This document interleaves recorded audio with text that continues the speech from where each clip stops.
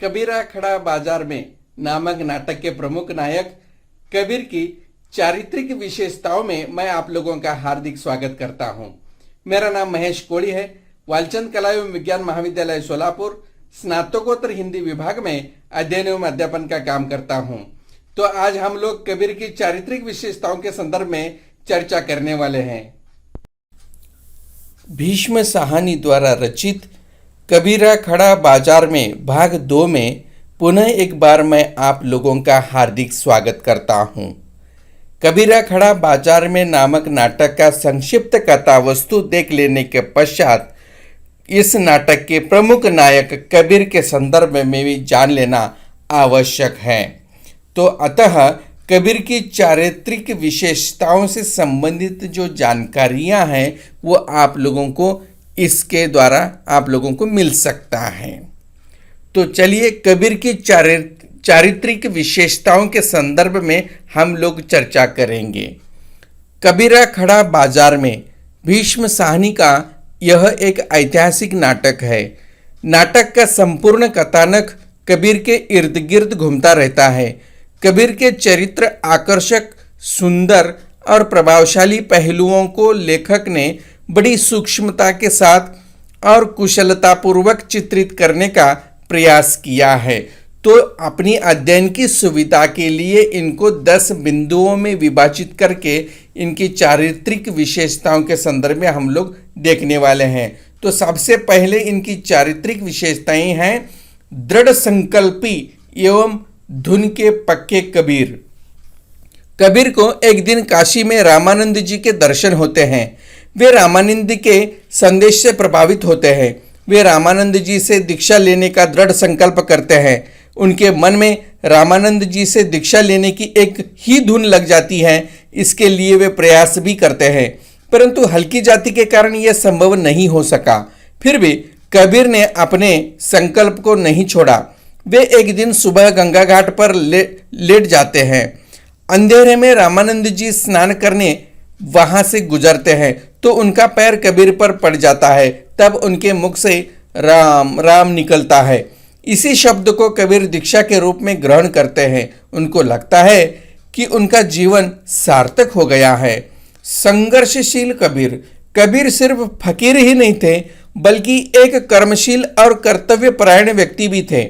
वे बुनाई और कताई का काम करते थे एवं कभी कभी पदों का तथा दोहों का भी निर्माण भी करते थे। वे कभी भक्ति में तो कभी सत्संग में लीन हो जाते थे। वे इन सारी बातों के साथ साथ सामाजिक समस्याओं को सुलझाने का प्रयास भी करते रहते थे। इस प्रकार वे हमेशा किसी न किसी कार्य में तल्लीन रहते थे। वे सच्चे अर्थों में कर्मशील व्यक्ति थे। तो तीसरा है घुमक्कड़ कबीर। नूरा के कथन से ज्ञात होता है कि कबीर बचपन में 2-3 बार अपने घर से भाग चुके थे। वे मानसिक शांति पाने के लिए तथा मन की घुटन मिटाने के लिए वन वन भटकते रहते थे। लोग उनकी आवारा, बेकार, अकर्मण्य और घुमक्कड़ युवक समझते थे। उनका मन हमेशा अस्वस्थ और अशांत रहता था। 4 नंबर है मस्त मौला और फक्कड़ कबीर। धुन के पक्के और दृढ़ संकल्पी वृत्ति के कारण कबीर ने रामानंद जी से दीक्षा प्राप्त कर ली थी। दीक्षा पाने के बाद वे मस्त मौला और फक्कड़ होकर मस्ती में झूमने, नाचने और गाने लगे थे। वे कपड़े बुनते समय गीत गाते रहते थे। कबीर जब भी अत्याचार के विरुद्ध आवाज उठाते थे तो उनकी पिटाई होती थी। तब भी वे अपने फक्कड़ स्वभाव के कारण गीत गाते रहते थे। कबीर झूठ, पाशवी, अत्याचार, अन्याय, अमानवीय कुकृत्य के विरुद्ध आवाज उठाते थे।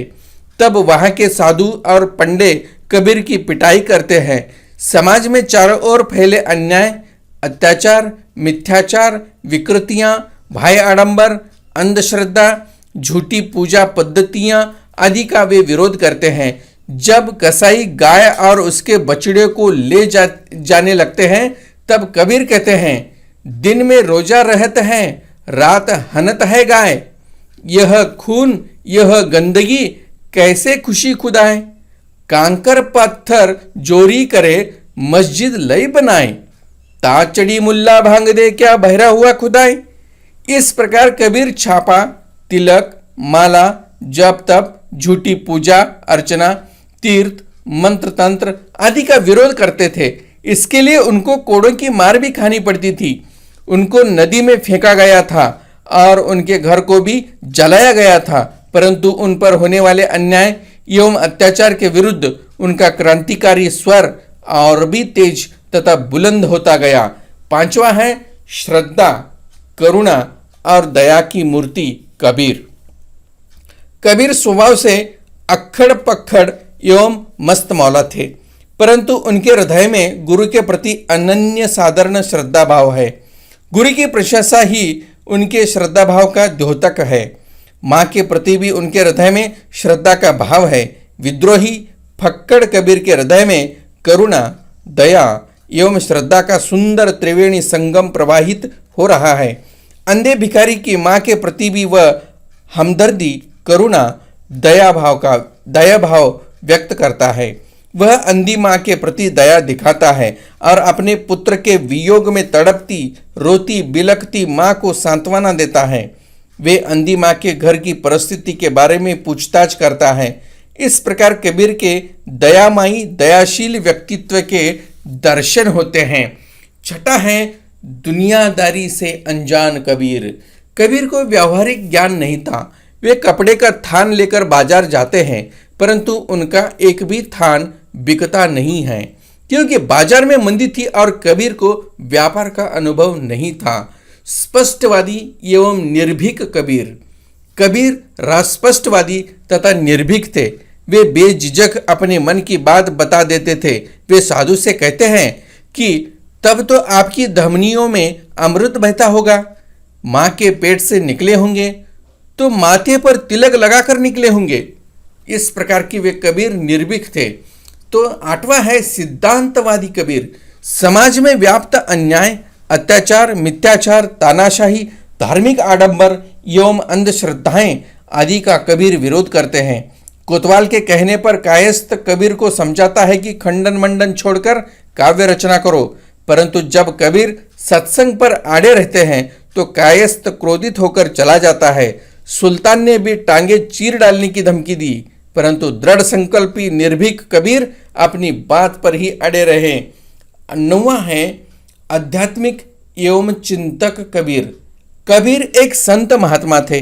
वे आध्यात्मिक एवं तात्विक चिंतन करने वाले एक विचारवंत व्यक्ति थे।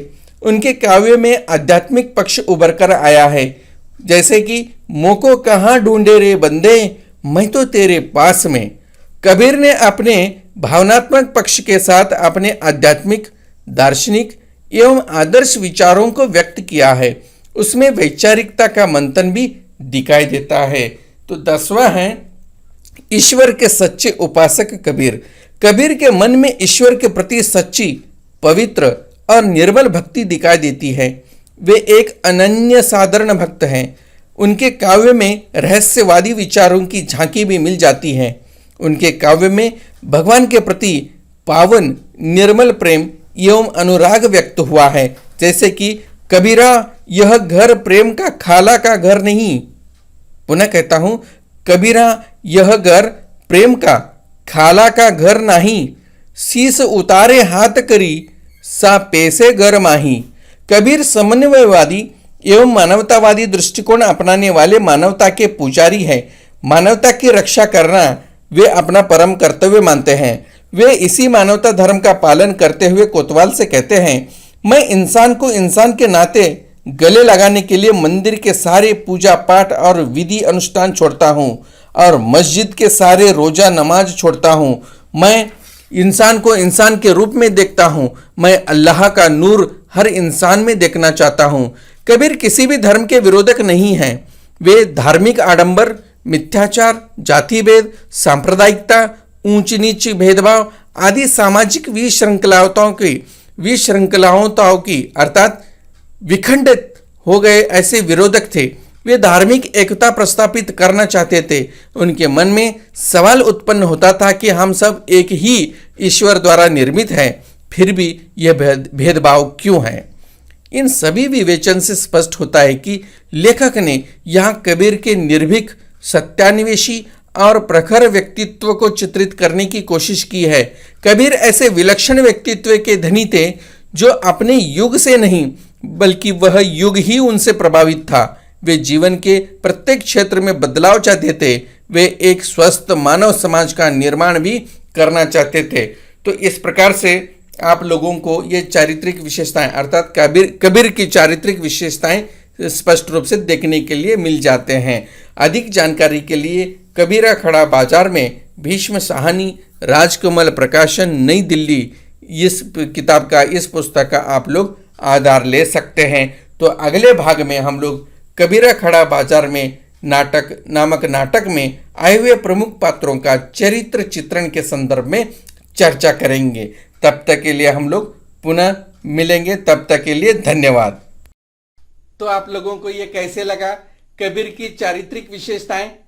अगले भाग में हम लोग नाटक में आए हुए प्रमुख पात्रों का चरित्र चित्रण के संदर्भ में पुनः मिलेंगे। तब तक के लिए धन्यवाद।